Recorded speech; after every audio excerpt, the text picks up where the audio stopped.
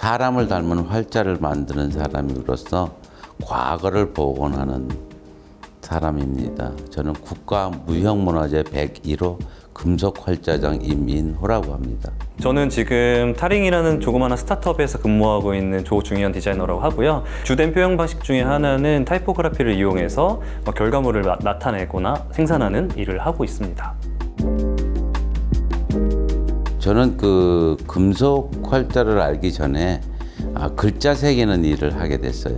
당연히 좋았다고 해서 시작을 했는데 어느 시간이 가니까 이걸 이제 하고 싶지 않고 그냥 그만두고 싶은 생각, 그런 찰나에 저희 스승님을 뵙고 활자를 한번 배워보겠느냐고 해서 금속 활자장을 계속 하고 있는 것 같습니다. 제가 스타트업으로 이직하면서인 것 같아요.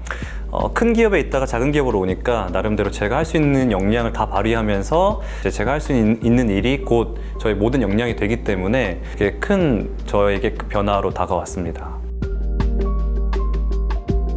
제가 직지라는 책입니다. 근데 직지가 원 제목은 아니고요. 백운화상 초록 불조 직지심체 요절이라는 책입니다. 이 책을 밀랍주조 방법으로다가 이제 복원을 하게 됐죠. 근데 제가 5년이 걸렸습니다. 처음에는 그저 이렇게 밤새우는 게 일상생활로 들어서다가 어느 날 갑자기서부터 잠을 잊어버렸어요. 아마도 이거를 해야 된다는 강박관념이 아마 있지 않았을까 생각합니다. 학생 때 했던 작업 중에 트로이카라는 영국의 미디어 아티스트 그룹에 대한 포스터를 한 적이 있었어요.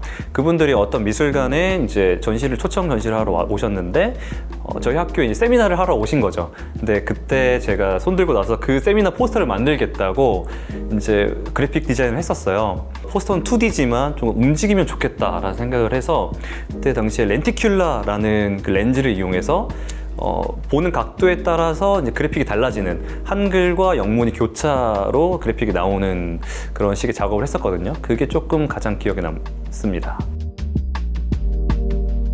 그 모래 속의 활자의 자욱이 눈에 보이거든요. 그 자욱이 세상에서 가장 아름답게 보여집니다. 그래서 제가 그걸 꺼낼 때마다 그 아름다움을 다 만끽하면서 꺼내죠. 내가 어딘가는 미쳐져 있다는 거, 아름다운 직업병이지 않을까 생각됩니다. 아무래도 글자 간격들 엄청 신경 써서 보는 것도 있고 이제 남의 디자인들 함부로 평가하는 나쁜 습관들도 있고 시각 차단이라고 하거든요. 예쁘지 않은 것들은 잘 눈에 안 들어오고 맥주를 고를 때도 그냥 맥주 맛이나 그런 것만 보고 고르면 되는데 굳이 그 디자인 하나하나 좀 분석하면서 고르게 되는 면이 있는 것 같아요. 무라는 단어가 활자장으로서 일을 할 때는요, 특색 있는 그 채를 하면요 더 쉽고 빨라요. 근데 가장 평범이라는 걸 하기가 어렵다는 거죠. 요즘에 가장 마음에 드는 건 타링입니다. 제가 탈자를 그릴 때 되게 신경 썼던 부분이 있는데 그 탈자의 가로획이 굉장히 많아요. 리을도 있고 티읕도 있는데 그것들을 어떻게 조합시킬까 되게 고민하면서 그 글자를 그렸거든요. 그리고 나니까 사실 제가 그린 것 중에 제일 마음에 들더라고요. 그래서 그 탈자가 제 마음속에 좀 들어왔습니다. 요건 소재가 순면. 만져봐도 네, 순면이죠. 순면. 이거는 안 돼. 얘 순면. 저는 작업이 안 된다고 할 때, 물론 작업이 안 될 때가 더 많죠. 또 자전거를 타고 제가 한 4-5km, 한 10km 정도를 또 이렇게 갔다 오는 그런 습관적인 게 있어요. 좀 안 될 때. 그러면 또 갔다 와서 이 정신적으로 또 회전을 좀 하고요. 또 맑은 공기를 찾아서 이제 다시 하는 그런 경우가 많습니다. 저는 작업이 안 되면 그냥 손을 다 놓고 자는 편이에요. 마감 시간이 좀 지나더라도 작업물이 더 잘 나오는 걸 선호하기 때문에 안 나오면은 그냥 넣습니다. 놓고 안 해요. 될 때까지. 생각이 나거나 다시 내면에서 다시 뭔가 끌어올릴 때까지 잘 안 하는 편인 것 같아요. 기계와 가장 적합하게 이렇게 어울릴 수 있는 문자가 한글이라고 보여집니다. 러시아 모스크바에 있는 예술대학으로 워크숍과 전시 강연 같은 걸 다녀왔는데 거기서 간단하게 그 학생들 대상으로 한글에 대한 워크숍을 진행했어요. 한 2시간, 3시간 정도 했는데도 그 친구들이 다 알아듣더라고요, 한 번에. 그런 거 보고 아, 전 세계 어디서나 통용되는 뭔가 그런 미감이 있구나 한글에. 그리고 조형감이나 그런 조합할 수 있는 그런 그 메커니즘 자체도 다 잘 먹히는구나 이런 것들을 생각하면서 아, 역시 세종대왕 미쳤는데 뭐 이런 생각도 들고 그래서 되게 큰 자부심을 느꼈던 적이 있습니다. 활자는요, 저에게 가장 큰 삶의 목적이죠.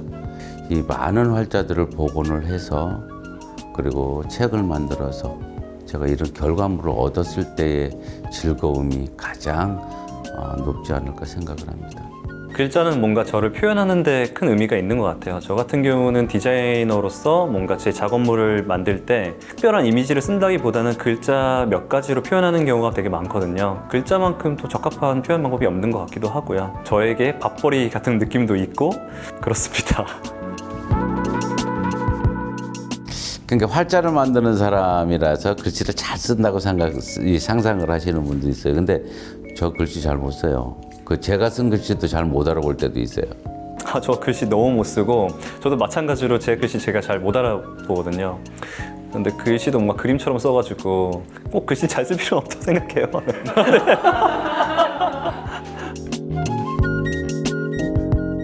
그 금속 활자를 만들 때 거푸집이 있어서 거기다가 넣는 건가요, 주물을? 그렇죠. 뭘로 쓰나요? 그 소재? 제가 쓰는 방법이 그 벌집 아시죠? 네, 밀랍? 그렇죠. 벌집을 물에다 끓여요. 네. 그럼 거기서 밀랍이 축출이 돼요.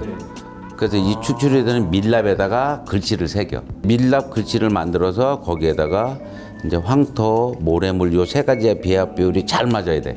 이 배합 비율이 안 맞으면 갈라져요. 높은 고온에서 해야 되는 거예요? 그렇죠. 1000도까지 올려야 되니까. 근데 도자기는 1300도에서 만든다 그랬죠?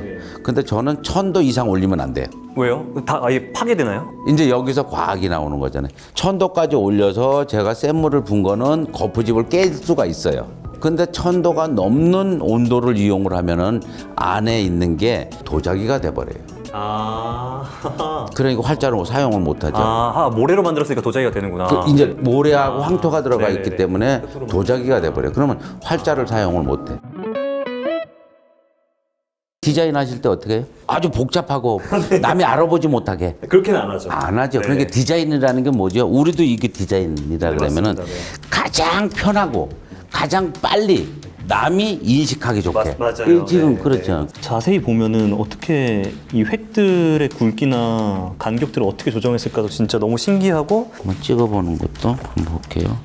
찍어보세요. 뭐 다뤄있자니까 어떻게- 하늘에 있어야 돼요. 하늘에. 한 장이고 뭔가 하나의 뭔가 이 메시지를 줘야 된다면 그냥 되게 재밌게 찍어볼 수 있잖아요. 그럼 인자.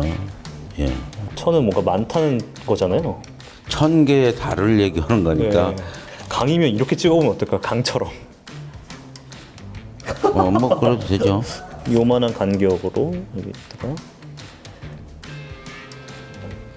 지곡. 이건 상편이니까 네. 상. 이거를 이제 스캔을 해서 네.